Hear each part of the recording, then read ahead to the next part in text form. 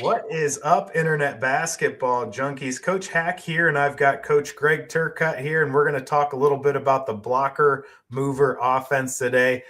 Coach, thanks for joining us on the stream. Good to be here.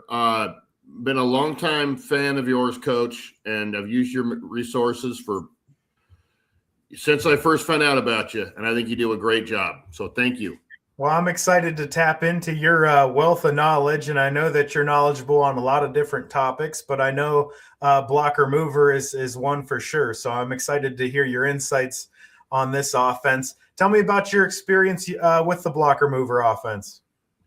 It goes way back. I'm 51 years old, and I've been coaching basketball since I was 20. And my father was a great coach, college coach, and was a good friend of Dick Bennett's, okay, who was kind of the inventor. And so when I was in college where I played for my father, and then I was an assistant there. We ran blocker mover, and it was a little different than the pin flare screen version. It was kind of an earlier version of it, which is I always really liked. And that was, 1995. We were running that. That was 1995, 1996, and then added a lot to it, and it's a good version, which I'm happy to show today, and then also talk about the way you've done it and share clips with, because you have a lot of expertise as well, obviously doing it. Yeah, and just sharing what I know. So today we're planning to, I'd written a guide on how to implement the blocker mover offense, and we're going to look at parts of that today. And we're looking at the cover of it right now. This is not Coach Turcott here in this picture. This is Tony Bennett, who's the son of Dick Bennett, which you'd mentioned. And we're going to get into this document, but we're also going to show some film on the offense. We're going to watch Tony Bennett's Virginia Cavaliers run the offense while we talk about it. And I'd like to show a little bit of Coach Terry Stotts when he was with the Portland Blazers. They ran blocker mover, a lot of blocker mover concepts. So I'm interested in your take on how Coach Stotts was able to take an offense that's a bit of a kind of a slow down, rigid, structured offense and implement it in the NBA with a shot clock. And I will give you a spoiler alert here that it helps to have CJ McCollum and Damian Lillard to run flare screens for, because that having that kind of lethal punch will make any flare screen really effective and draw a lot of attention. So on the screen, not Coach Turcott, it is Tony Bennett, but for a little bit of background information on Coach Turcott here, we've got this placeholder card. So, Coach, tell me a little bit of your thoughts on blocker mover offense. Is it a guards offense, a posts offense, or a more of a balanced offense in your opinion? Well, again, I'll show you how we did it, which is it's pretty much the same thing, but it's a little different than how you did it. It's more the true lane blocker mover.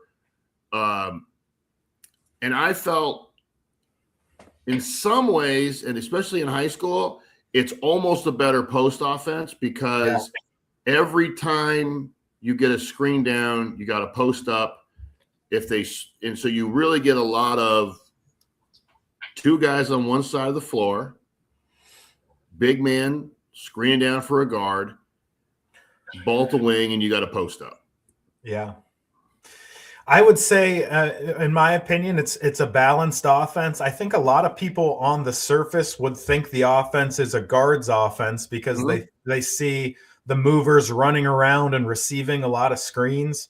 And, Coach Bennett's teams, he didn't have a lot of break you down isolation kind of guards. He had more, shooters and heady players.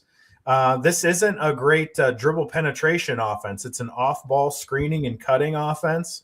There is great options for utilizing post players in the offense. A lot of coaches, I think, have a misconception that in blocker the blockers just set screens. That's kind of all they do. But there's lots of stuff that you can get into out of the offense that features the post players really well. And I would say that it's a balanced offense, and it really depends how you dress it up with different options, whether it becomes a guard or a post offense. because there's a lot of ways to get into different post ups. Certainly after just setting a pin down screen, sealing your man and getting a post up, but there's also a lot of ways to get into different 2-man games where you kind of modernize the offense, where you can get into screen and roll on an empty side or screen and pop on an empty side, which would be less of a traditional style of play, like what I think of as blocker mover, and more of a modern style of play. So tell me a little bit about what you think good flow looks like in a blocker mover offense system. Well, I think good flow is you're not, you're getting the ball reversed a couple of times, and you're making the defense move. You're making the defense move their feet.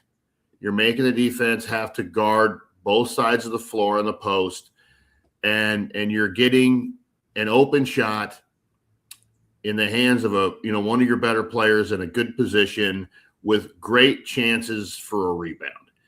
And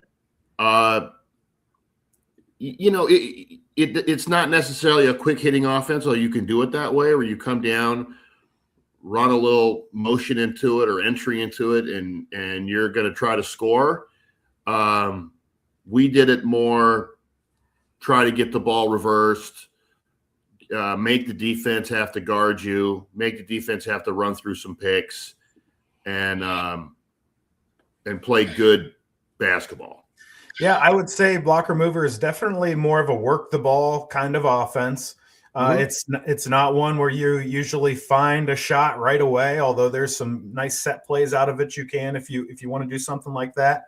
But what we're really talking about here for the coaches that would be watching that aren't as familiar with what blocker mover actually is, it's this system of using 3 guards, which would be called the movers, and 2 posts, which are called the blockers.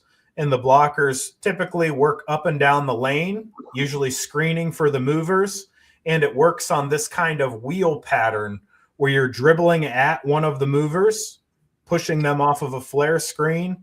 And that works in conjunction with another mover coming off of a pin down screen on the baseline.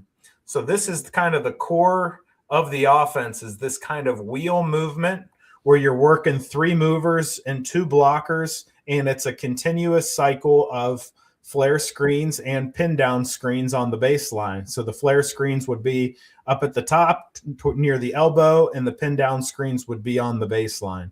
So you're working this action in a continuous way, where if you watch Tony Bennett's Virginia teams, like we will here shortly, you'll see them run this action 3, 4, maybe even 5 times on one possession at times.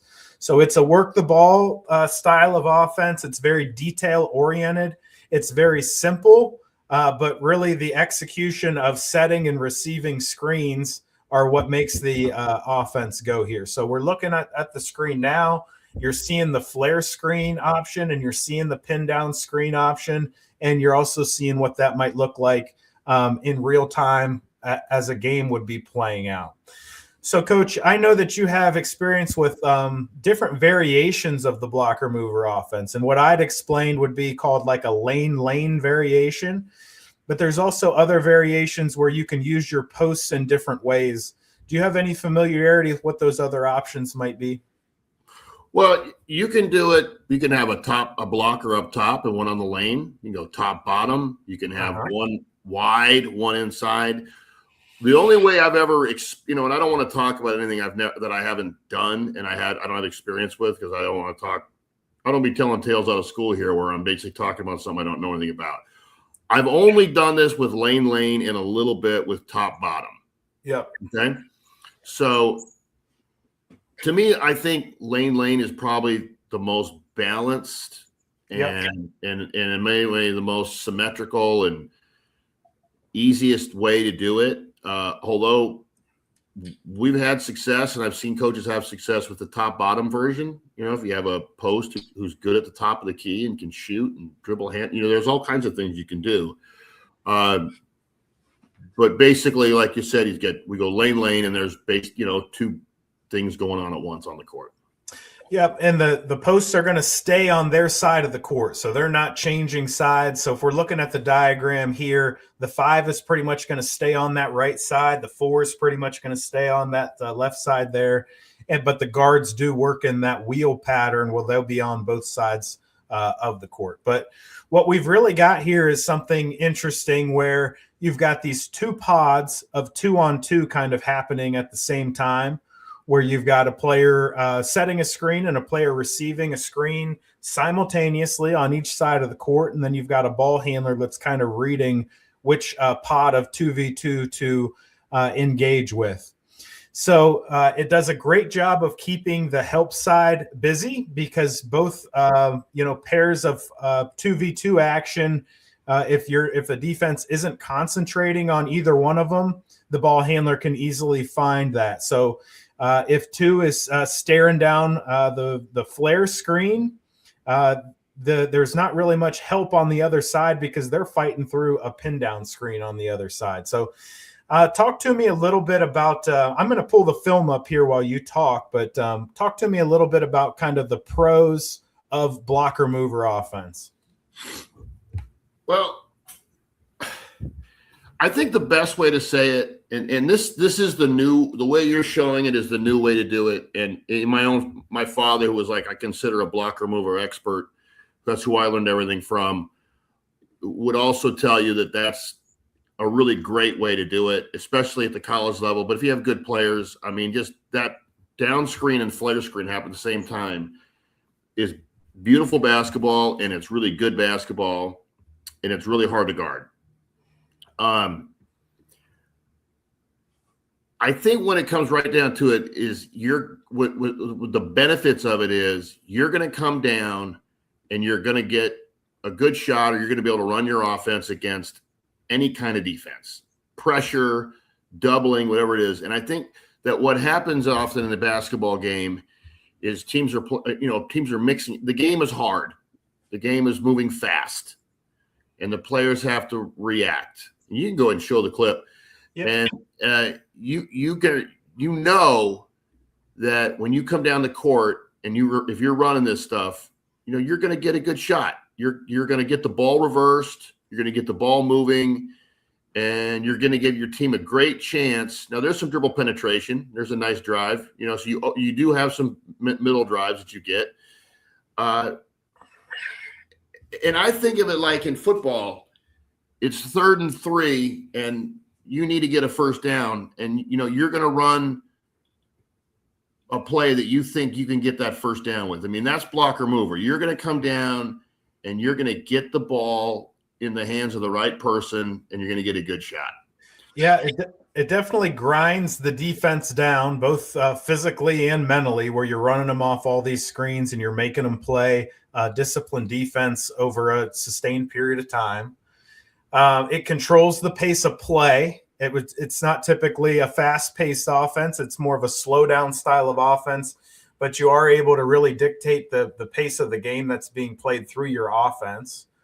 I think it's simple, where you're really talking about execution as opposed to being overly tricky with your X's and O's. It's really you can really work on your breakdown drills of how to run these pin screens and flare screens and how to read screens.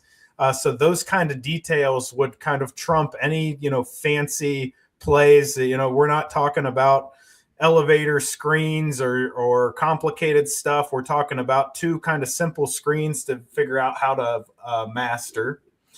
I think with some different variations, it can be hard to scout. And it's certainly taxing to defend through the defense. But let's flip that around and talk about what do you think the negatives of a blocker mover style offense would be? Well, I think if you've run it and you've ever had trouble, especially in high school, one problem is your guys have got to be good enough to come off the screen and do something with the ball. Yeah. So there is some pressure on the wing. So here's a wing's going to catch the ball. That wing's got to be good enough to catch it, square up, maybe use an on-ball screen, maybe drive, maybe be able to make a pass into the post. and also then maybe dribble reverse it, how that guy's dribble reversing the ball. Yeah. So if you have guys that are really limited, maybe you have a kid who's just a good athlete. He's going to play great defense, but is not super skilled. They may not be ideal because ideally it's nice to have 2 or 3 guards that can make plays. Yeah. Yeah, I would say there's an element of predictability here where the defense is going to know you're working those pin downs and flares, and it really depends on your level of execution. So you take some time to master these flare screens and pin down screens. And, the defense is going to know that they're coming. So it's really on you to be able to execute. It's really about out executing and outlasting the defense. It definitely requires a little bit of basketball IQ. You've really got to kind of tailor your player development towards the system if you're going to run it. And I do think that there is some physical demand required in running around the court and setting those screens to run this on a continual basis all throughout a game. I do think, modern basketball is now being played certainly at the higher levels, more 5 out. This is kind of a 3 out, 2 in style of offense. So it's not necessarily modern in terms of the spacing and the personnel, where your blockers are more true post players that are going to screen and play inside.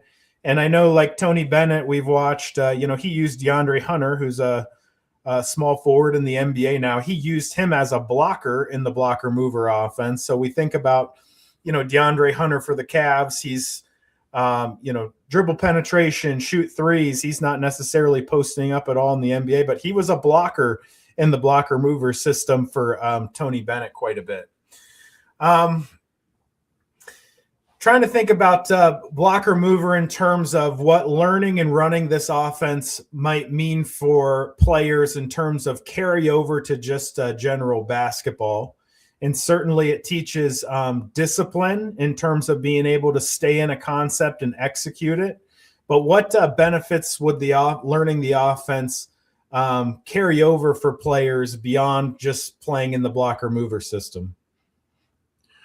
Well, it's really just good basic basketball. I mean, so just learning how to play basketball, how to post up, how to set a screen. So if you're a post player, you're really going to learn, how to set the screen, how to set a good post, how to get in good post position, a post move.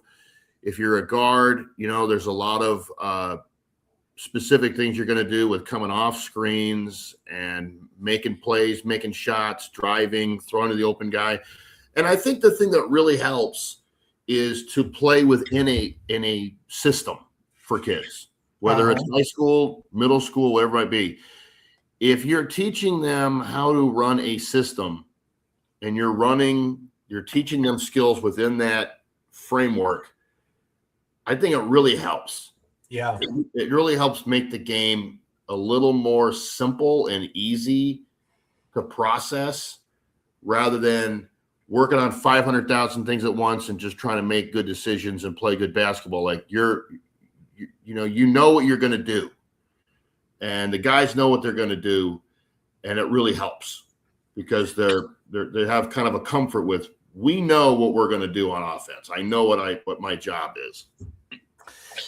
Yeah. My thoughts here are, this offense is great for teaching players how to set screens and read screens and time screens. I think there's a lot of high school basketball players that really don't even understand how to use screens. They don't understand the timing element. They don't understand how to come off them. They don't understand the footwork of receiving the ball off of a screen. And this offense really teaches that. One thing that we'll get into during this session for sure is the idea of understanding when to use a curl cut versus a straight cut versus a fade cut coming off of all of these screens. So I think that's excellent just for general basketball practice. And then I also think the screening element of it, of how to set a good screen A blocker in the blocker mover offense is going to be setting a ton of screens, and they're going to get good at understanding how to take space and how to use angles and things of that nature. So I wanted to move into kind of a different topic here. And I'm interested to hear maybe some versions of how you would get into the blocker mover offense. So we're looking at on the screen here a little bit. And what we've got is various entries that you could use, where we've got in the top left, we've got a diamond entry where you're using the over and under screen. We've got a box entry just using 2 pin downs. We've incorporated Iverson cuts here into the bottom left, and we've got a low stack option. But all of this is just an easy flow right into our blocker mover offense, where we're filling those lane positions with our blockers, and we've got our guard on top and 2 guards on the side. So it's really easy to get into from a spacing standpoint. In your experience, what kind of entries did you use to get into the offense, Coach? Yeah, like you said, you can get into it a whole lot of different ways. We've done some on-ball screens. You have a one on-ball series that I really like, the Flow, I think it's called. Yep. Which is very similar to what we had used prior. In fact, we used it a ton in college. And then when you put that out, I was like, oh, that is a lot like what we used to do. Where you have the roll and the other guy popping, the other post pop. And what we would do is we just set the on-ball screen, the back side post would roll, dribble handoff, and we were in it. You could do any dribble. You could dribble entries. The diamond stuff, we would go just floppy, any type of floppy action. We just come down, 2 comes out one way, 3 comes out the other, and then you can, however you want to get, you're in it basically. I mean, you're really in the offense at that point. Once you get the ball to the wing, you're in the offense. I mean, really, you're in it. And now, how you want to get the ball reversed is up to you. If you want to go ahead and get into the flare screen action on the top and then do the continuity of that the way you did, you're in it. Yeah. You've got very defined roles in this offense where your blockers are your screeners and they can do some different things, but your movers are coming off those screens and handling the ball. Thinking about this from like a program development standpoint, how do you go about introducing this offense to your program without feeling like you're pigeonholing players into roles? And especially maybe thinking about the idea of somebody that could be at a high school level, they could be a blocker, and then with the substitution, they would become a mover or vice versa. So talk about a little bit about just the roles of the offense and how you would introduce those effectively without kind of locking players into feeling like they're not just stuck in one spot or another. Well, I think first, just teach the offense. Just first get the offense taught to the players, and they're going to see that there's all kinds of opportunities to score and do things and help the team and set picks and post up and score and then as you get the offense kind of down, once they kind of know the basic pattern or movements of the offense, you can tailor it to what they do well. If you have one of your blockers, and that was based on Dick Bennett grew up in Green Bay watching the Packers, and he watched them practice as a kid. And he watched them, and he would see that there were guys that were designated blockers. And you may have someone that is a good post-up player, and you might have a guy who's really good catching on the perimeter, and you can let him come out and set on-ball screens. So we would do a lot of that. Some posts can set a lot of on-ball screens. Some can stay in post. So you have different ways to help guys tailor to what they do well. And some guys are going to really attack the rim well. Some guys are shooters. So you can individualize it a whole bunch to what the players your strengths are. Yeah, and we're going to talk about that here in a little bit, of some of the options to get into with some of the two-man games. We've seen some of that on the film as it's rolled. But it is very customizable to be able to feature particularly the blockers in more of a ball handling role if you desire that, and they do have the skill set for it. Minnesota legend John Carrier has left a note here for us. You could run blocker mover out of 5 outright. I think Mike Rice did something similar. I haven't seen that, Coach. Can you picture how this offense might work with in a 5-out spacing template? I don't know that I can picture that off the top of my head, but I do know Coach Carrier really knows what he's talking about when it comes to basketball. You could do anything you want, and all you're doing is long. And I could tell you more specifically in a second, but basically anything you want where you end up with one post on one side, one post on the other side. You can run anything. If you want to go 5 out, maybe you go into some zoom action. You go into some sort of 5-out flare screen action, and or dribble handoff, on ball screen, and you don't have anything. Now you're in your blocker mover stuff. So what's good is teams that have to come down and guard your 5-out stuff, that have to get through the dribble handoffs or whatever you're doing. And then if they don't hit anything, now they got to get through the down screens. And like we ran it, we really focused on the floppy action, the 3-out. That was the kind of the bread and butter of what we did. And now you got to deal with that. Yeah. So Coach Carrier's he's describing it a little bit more detailed here in the comments. Started with down screens, then would rescreen and flare, I believe. If they curled, the post pops, you can throw it and hand off. Yeah, this does sound interesting, and it does kind of, blocker mover is a monotonous offense. You're doing the same thing over and over. So adding kind of a 5-out spacing template where you're modernizing it a little bit, and you could add some 5-out twists to it, I think could be an interesting way to go about running the offense here. I'd like to pause the film here and talk a little bit about what we do, because if we're running a pin down screen and a flare screen at the same time, if neither player are open, or if they're open and they're not able to receive the ball, the offense can get a little bit clunky. So you've got to kind of build these pressure releases to keep the offense flowing so you don't get stuck. Does that make sense, Coach, in what I'm describing to you? Yeah, and this is the one piece about I think that it's a great point, Coach. It gives what happens when you're being pressured, or you have a kid who comes off the on-ball screen, he takes a dribble and he picks it up, and now and he's stuck, or they're just putting a lot of heat on your guys with the ball.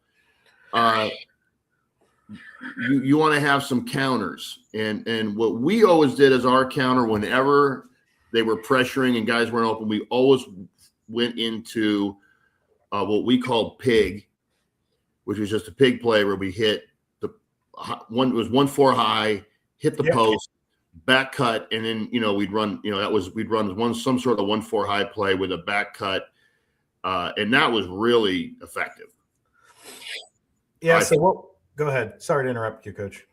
Well, that was it. So what we're looking at here is, let's say 2 is reading the flare screen, and the flare screen's not open. They execute a nice jump switch, and we just can't throw the ball to them. And the pin down action evolved at the exact same time, and that they've covered that. It might have been open, but they've covered it up by now. So we get into this situation where what do we do? Because we need to continue to run our offense here. So we'll talk about some different solutions that coaches could use. And the first one is you can continue right through to a ball screen. So if you picture this, where we're dribbling at this flare and it's not there, the flare screener can just step up, and then we're using that ball screen. So we're transitioning that flare screen into a ball screen, and then we can put rules in place where the movers are spacing, and the posts could execute something like a roll and replace, which is what we're looking at. So all of that would just lead us an opportunity to have a scoring option instead of being stuck, but we could also throw it to the wing and get right back into blocker mover. But this adds a little bit of movement and a scoring option instead of just being stuck and not being able to run the offense. Does this diagram make sense to you, Coach? Can you picture that? Yeah. The second option, which is what Virginia does mostly, and if you were watching the film closely, you would see them doing this quite frequently, which is all they're going to do is they're going to do a rescreen. So we come off the flare, it's not there. That cutter is going to come down towards the lane, and then they're going to receive a pin down screen, and then you would hit that, and it just kind of reverses the action. So you would be running blocker mover, but then it would turn the action, the wheel action, from going one way to going the other way. So we want to think about, when there's places in the offense that we get stuck, we can turn those into opportunities for the offense, or with some pretty seamless play, we can stay right in the offense and maybe just reverse it going the other direction. I'm sure you've seen this pin down screen concept to keep the offense flowing, Coach. Yeah, I think it's really good. And that flare screen the flare screen was a brilliant innovation. I think that was kind of the newest addition to it, and that became the most popular way to run it, and also with the reverse action and just really occupying the other side of the floor. So all the defenders are having to defend something, and that's really genius. And I think, obviously once Virginia liked that, they started doing that. That's the way they always ran it. Yeah, the last option that I think that we'll talk about is this idea of playing through the blocker, which you've talked about. You already alluded to earlier in this video, but this is what it would look like on a diagram where we're stuck in the offense. So we throw the ball to the screener, and the screener can then just take the ball to the mover in kind of a two-man game where they're looking to play a handoff into a roll, or he could pass the ball to the mover and follow it with a ball screen. So instead of the offense being stuck, now all of a sudden we're into a two-man game on an empty side here. So this can happen on both sides, on the pin screen or the flare screen, and we would call this playing through the blocker. And you could do this as a reaction to the offense being stuck, or you could just do this as a reaction if your personnel dictates that you want your post players handling the ball more. How much playing through the blocker did you do when you were using this offense, Coach?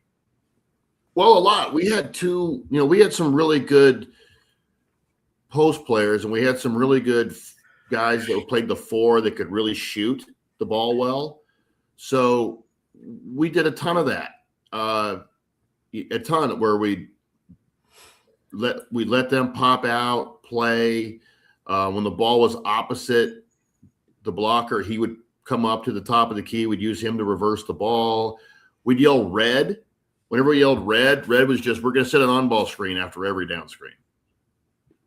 So on this possession, we're going to come down. Every down screen is going to then have an on-ball screen. And then, you end up with the guys catching the ball like that guy just did off the catch. He sets an on-ball screen and kind of flares to the corner and gets a catch. That's all stuff you can do. And that way they're not just screening and posting up the whole time. They're getting to do more, and you take some pressure off the guards. Let's talk about the skills for blockers first, and then we'll talk about the movers. What would make a player a good blocker in the blocker mover offense? Well, I think it really helps, if they're strong and they like contact and they like to set picks. Sometimes like in high school, what you'll get is you get like a 6'1" kid who plays football. Yep. And he's real strong and a good athlete, and he'll be like a great screener. And he's going to go and set picks and get rebounds and hustle plays. And, that's one thing Vance Wahlberg talks a lot about, is he likes to have not all five guys on the court are looking to score. Yeah. And that helps a little bit. and you can have a real important role on the team and not necessarily be, so I think it helps. You like to set picks. If you can score on the block, that's really nice. If you can shoot a little bit, you can score, but someone that you really are going to headhunt, go set picks and get your guy, and understand that the better screens you set, the more shots you're end up going to get in the end, because they have to help. Yeah, I think physicality, I think, would be one of the number one things you would be looking for. So I think that when you're talking about from a high school standpoint, a lot of high schools come into these situations where there's a good athlete. They're not necessarily a basketball kid 365 days out of the year. You don't necessarily want them to handle the ball a tremendous amount, but you need their athleticism, their physicality, their strength that they might have got from football or another sport. This is kind of a good role for them to be a very valuable piece of an offense without having to handle the ball or have basketball skills per se.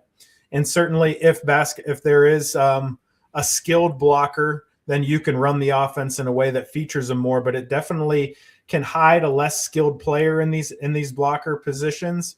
And you brought up a really good point where there's clear role delineation in this offense, but the offense also does allocate shots in an interesting way, where a lot of the shots are taken by the movers, and you can hide a player that you don't want shooting the ball a lot in one of these blocker roles, or you can kind of flex the offense in a way that distributes the shots a little bit more evenly between your team. But if you have good guards that you want to play through, this is an offense that can set them up in a variety of ways to be able to catch and shoot, or catch and attack off the dribble, like what we're seeing here on film. So the next thing that I wanted to get into is talking about reading screens.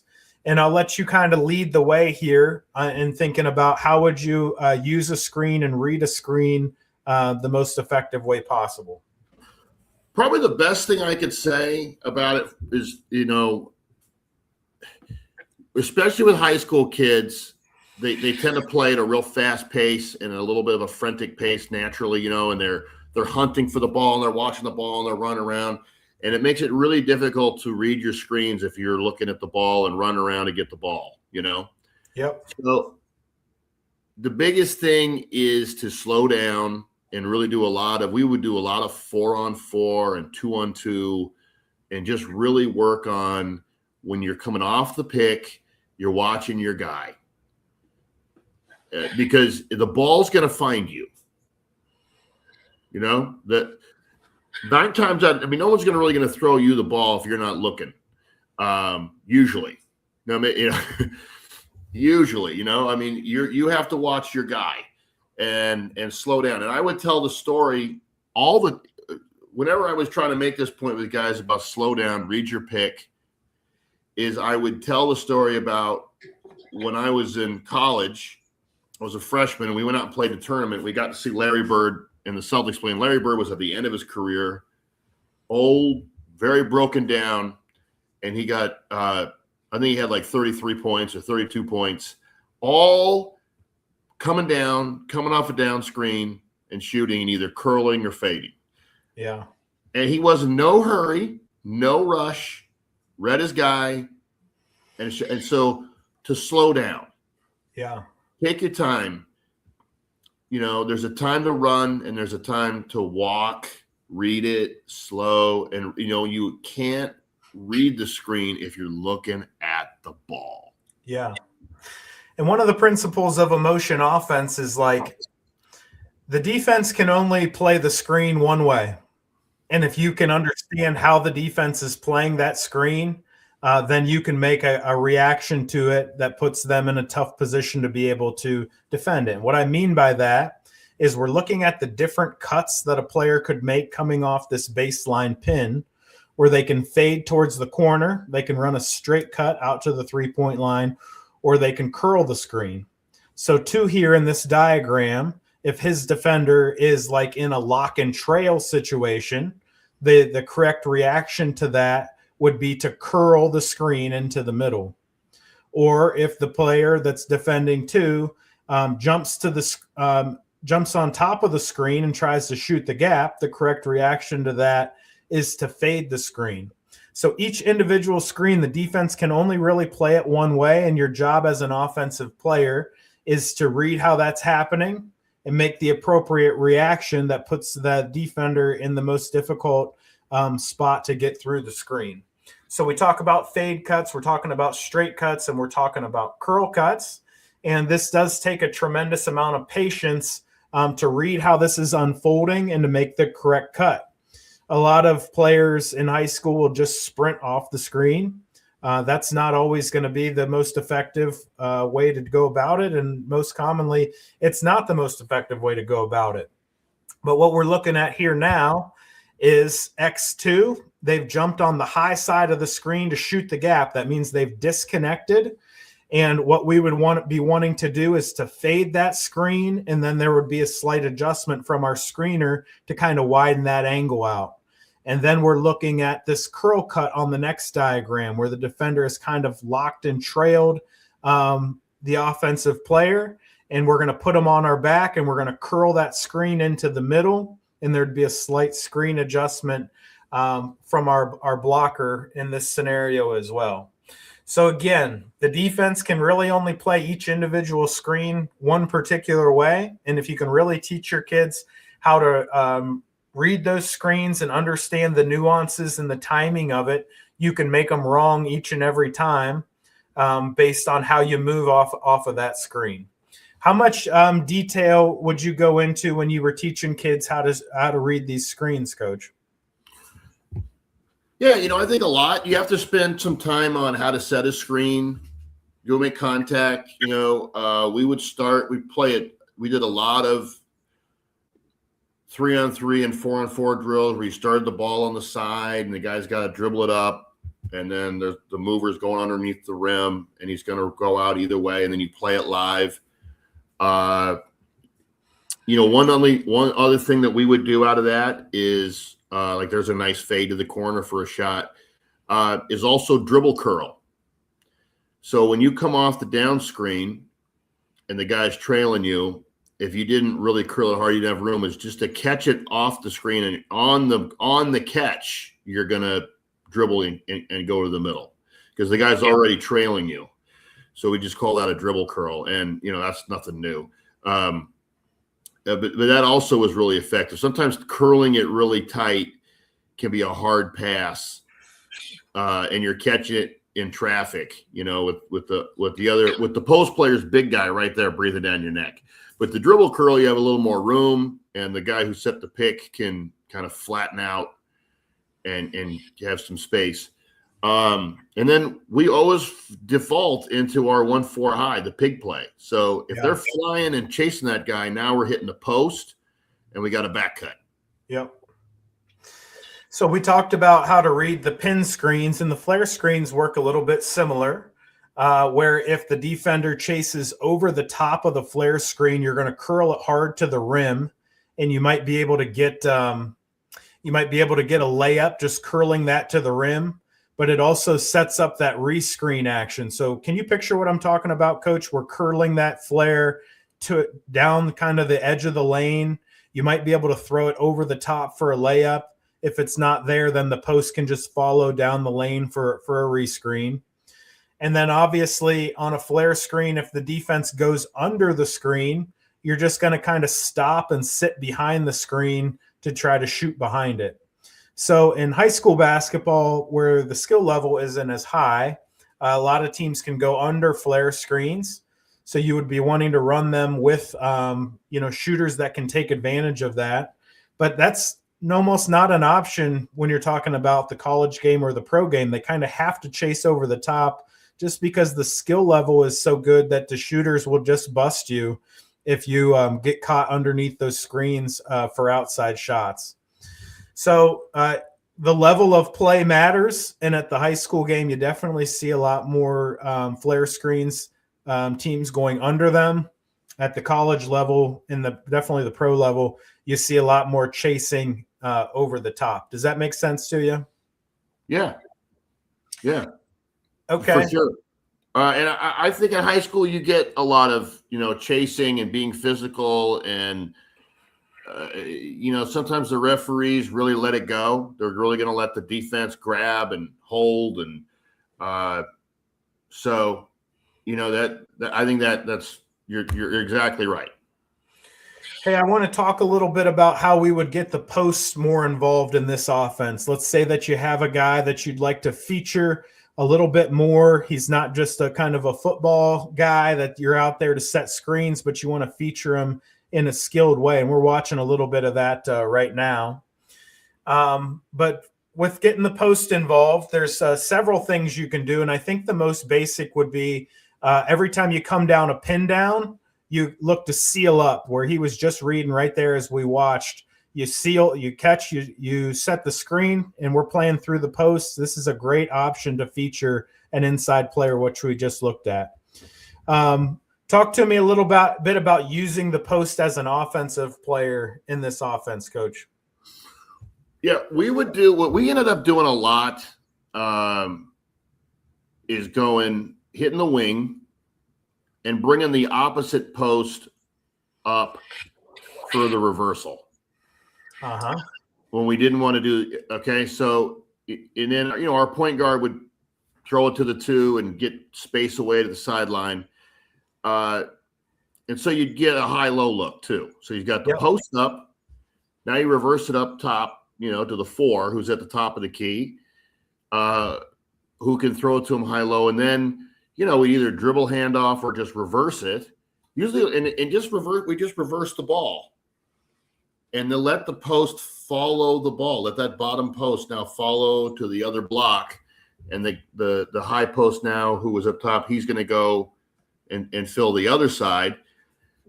And basically what you would get is that post player has got about 3 or 4 different opportunities to get the ball.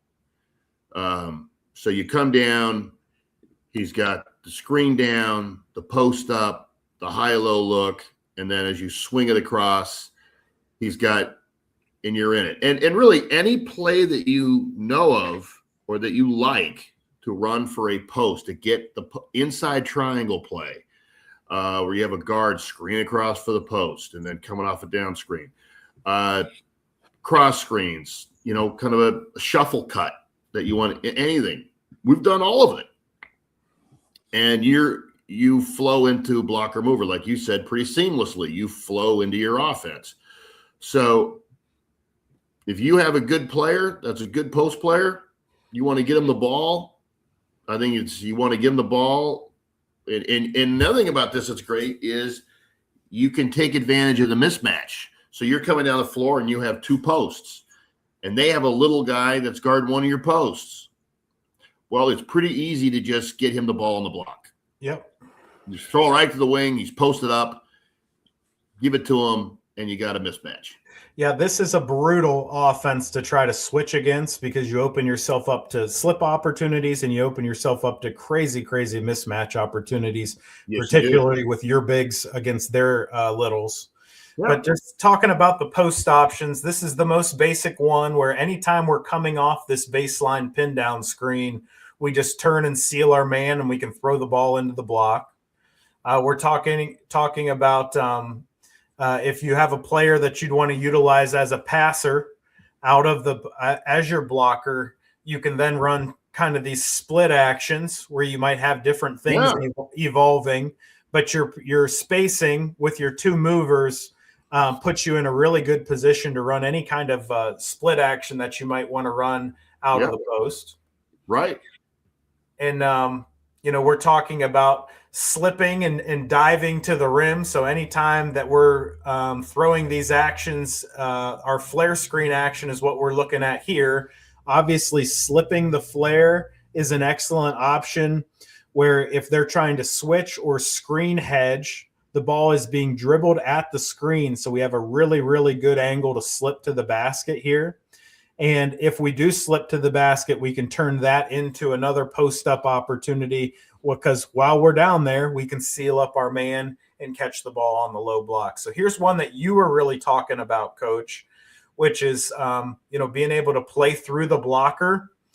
And if we play through the blocker that just set a flare screen, the reaction by our player that just set the pin down screen can be to seal up on the edge of that lane. And here's some opportunities for us to get a really good high-low look. So again, we're looking at two different scenarios here. The first one on the left, we've just ran a flare screen. Nobody was open. We played through the blocker and went straight into a high-low opportunity. And then the second scenario here on the right would be we hit the mover coming off the pin down screen. We flash our weak side blocker to the strong side, and we hit them at the high post. And again, we can play some high-low out of there. So those are both really good options if you've got some skilled blockers that you want to play into a high-low game. And if you can certainly develop synergy or chemistry between your two blockers, there's just tremendous potential to really have a pound game inside out of the blocker mover offense. Other opportunities here are after we've set screens, we can slip. So if we're recognizing switching defense or screen hedging defense, there's tremendous opportunities to slip on those screens. And then punch action would be just throwing the ball onto the block to your blocker down there. If I could add one thing, Matt, if you could scroll back up just for a minute to that high-low play. The one thing I just wanted to point out, and this is how simple the game can be, is we would bring our 4 over, but just a little higher, just have a little more room. And when you threw it to the 4, if he doesn't have that high-low look, he would just throw it over to the 1. And now the 5 is just rolling across the lane. And we have found that to be almost impossible to keep the ball out of that post hands because the guy's got to guard him, get around him, play on the high-low defense, and then when he goes across the other side, they pretty much always get stuck behind him. So if you want to get the ball into the post, that was probably the best way we ever did it. Hey, Coach, let's take a break from Tony Bennett film, and let's look a little bit about Coach Terry Stotts running this offense. And Coach Stotts was with the Portland Trail Blazers when they were using this offense. So he had C.J. McCollum, Damian Lillard as his movers. But, running this in the NBA is a little bit different because we've got a 24-second shot clock. So we're thinking of blocker mover as kind of a grinded out offense, a work the ball style of offense. And now we're adding this element of the shot clock. So we will roll this film, and what I'd like to do with you is to just talk a little bit about modifications to play this offense with maybe just a little bit more pace to it. Coach Stotts called this the chess series. Yep. And we'll see this at the NBA level with a little bit bigger, wider spacing, but they use a lot of different entries. But it's always that same kind of action where we've got the pin down screen on one side and the flare screen on the other. Do you remember watching these Trailblazers teams at all using blocker mover? Yeah, I'm in the Pacific Northwest, and I saw them play all the time. When they had the really good years with Lillard, and it would really be fun to go watch. I got to go see them play against Golden State one time, and both teams were kind of running a version of blocker mover. And here's how old I am, Coach. When I was a kid, Terry Stotts was the best player on the Montana Golden Nuggets, which was the CBA team in Montana, I was probably 5 or 6 years old. And the head coach of the Montana Golden Nuggets was George Karl. So I've seen Terry Stotts since I was a little kid, and he was a great player, and then obviously has turned into a great coach too. Yeah, I enjoyed watching these teams play. I coached at Glen Oak High School for 5 years, and that's where C.J. McCollum went to school in high school. So I certainly have a connection there. C.J. was a great alumni for us, supporting our program. I didn't coach C.J. He had played there before I had got to the school.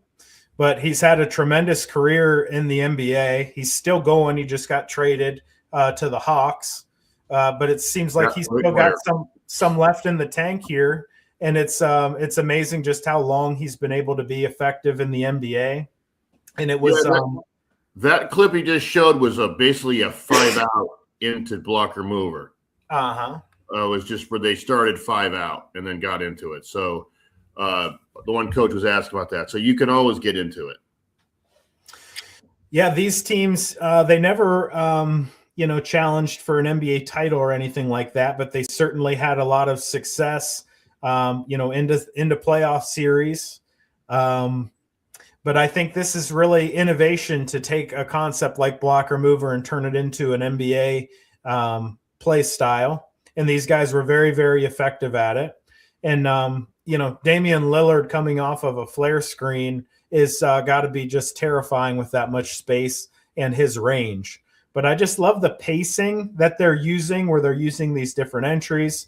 They're using this kind of touch action that's been very popular these days. Yeah, right. But they're doing a lot of different things just to get the defense stretched sideline to sideline.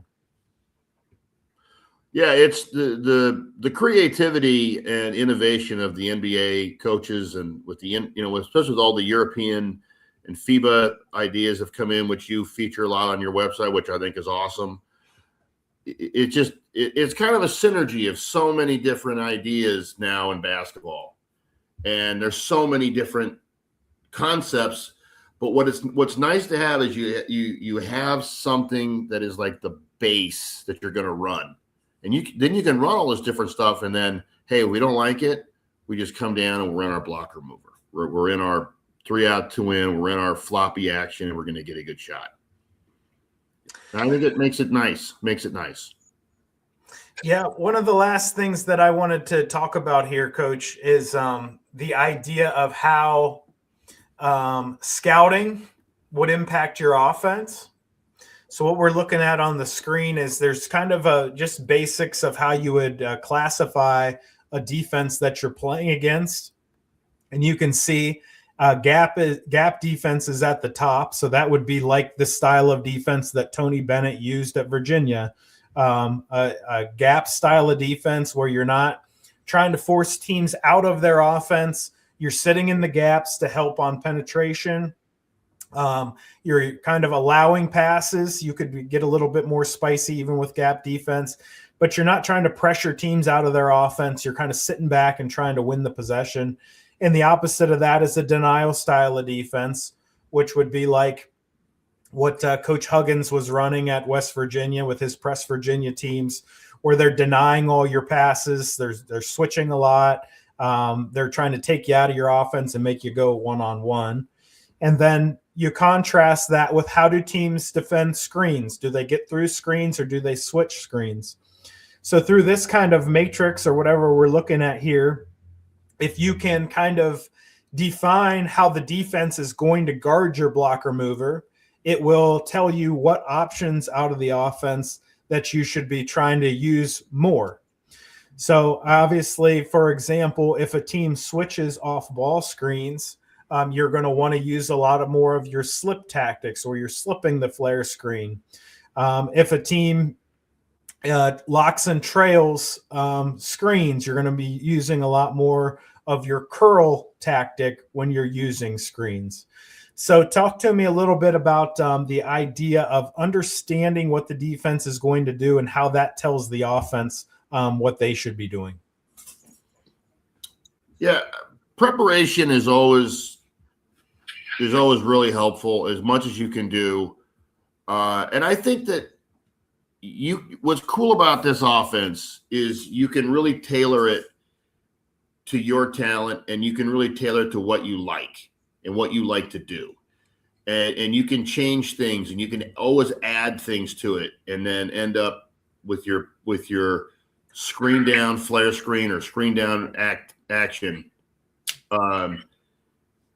So you can kind of like, okay, here's how they're going to play it, and we're going to attack them this way. And, you have to make adjustments. you're always going to have to make a few adjustments because there's no perfect offense out there. There's nothing you can just like, hey, we're going to run this no matter what they do, and this is it. You always have to make some adjustments, and coaches are going to come up with all kinds of creative things.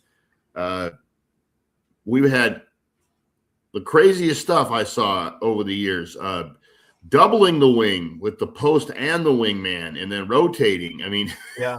doubling the first pass. Just so you kind of pick up adjustments to it and make it so that, and you kind of keep helping your players work on, okay, here's what they're versus switch. Yeah. You're setting a pick and then you're looking for the ball. You're going to step up. And those are kind of daily things. And then pretty soon what happens is the guys kind of get used to all these different. Yeah. And they know what to do. They know that the counters are. Yeah, when I think about trying to run blocker mover against a gap style of defense, I would be really wanting to maximize the reads off of the pins and flare screens. I would be wanting to try to use rescreens as much as possible. And I would be thinking about driving closeouts on the catch. When you think about a gap style of defense, you've usually got a defender recovering when you're catching the ball on the perimeter and being able to drive those closeouts. Against a deny style of defense, the opposite approach to man-to-man defense, you could incorporate some backdoor plays out of the offense. You would be wanting to use entries into the offense where you're screening into the offense so that you can catch the ball where you want it in a clean way. So if the defense is trying to deny all your passes, you can't just throw it to the wing and then get into the offense. You might have to use a box or a diamond alignment to screen your way into an entry. I would be thinking about trying to play through your blockers more if they're trying to deny your catches coming off those screens. Thinking about switching defenses. If I was playing against switching defenses using blocker mover, I would be wanting to try to slip all the screens that we could, all the off-ball screens and on-ball screens, obviously. I would be wanting to use more of the two-man game option, which we saw a lot on film, because you're going to be forcing mismatches through those two-man games. I'd be wanting to use the post as much as we could off of after we've got some switches from the defense, whether it's a post entry off of a pin down or a punch call to directly enter the offense. But and then you also want to be thinking about against switch, screening your own defender. So if you know the defense is going to switch, you want to kind of lock your defender in on the inside of that screen where they can't jump out and run that passing lane or deny the pass that we want to make. So which one haven't we talked about? We haven't talked about going through defenses that fight through screens. If a defense fights through screens, you can use more straight cuts. You can use more curl cuts. You want to use more rescreens. And I think you really would want to concentrate there, Coach, on holding your screens through the contact. If you know the defense is going to fight through, you want to hold that screen until they're all the way through the screen. Don't stop screening them until they've earned their way through the screen. You want to maximize the idea of setting those screens with physicality. Yeah, that's all, and that's great. I mean, those are all the counters. Those are all the things you want to practice. And, sometimes, you have your offense you like, and then you can always throw another little wrinkle in there just to change the angles that you're attacking. So if a team's really dialed in, they have a really coach who's just really into scouting, and they kind of have it down like the screen down, flare screen, screen down, flare screen. Just running maybe one play or one thing that's different, where you're attacking at a different angle. Maybe you're going to run a little on-ball, continuous on-ball stuff once in a while, or spreading the floor and attacking the rim. And all of a sudden, you're now attacking them in a different way, and they're not ready for it, and they have to adjust. And then you go back to your blocker mover, and it's way easier. So you don't have to just live and die with, we're going to run our offense better than they're going to defend it. you can also attack different ways. Coach, what didn't we cover about the blocker mover offense that you'd like to talk about before we sign off here?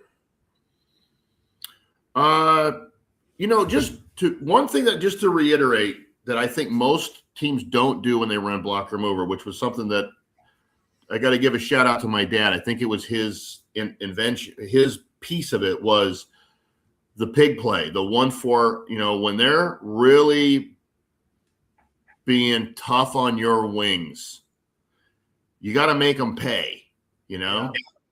So you throw it to the, that point guard throws it to the post at the elbow and you get the back cut and you get a layup. Eventually the guys guarding the wings, they're not quite so aggressive. It backs them off because they get, nobody likes giving up layups. And that's a pressure release. Yep.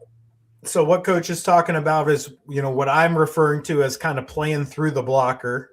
Coach has had an automatic, which is you're playing through the blocker and you're trying to run that for a backdoor specifically. Is that correct, Coach? Yeah, you got the backdoor, and then we, set a little screen on the other side. Yep.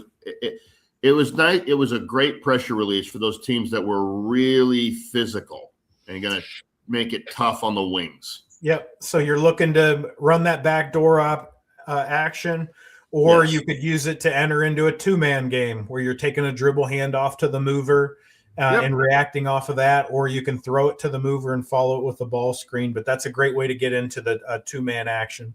Hey, Coach, thank you so much for coming on and talking blocker mover offense. I've enjoyed our relationship through the years. Oh, you bet, man. I look forward to connecting up with you on some other topics, if that'd be okay with you. Anytime. I'm full of topics. All right, Coach. Hey, thanks again. I'll be in touch. Hey, thank you, Matt, and thanks for all you're doing. I tell people all the time, I think you're the best. I appreciate that. I don't know about all that, but I do try hard. I know that. Oh, yeah, I appreciate it very much. Thank you. Take care, Coach.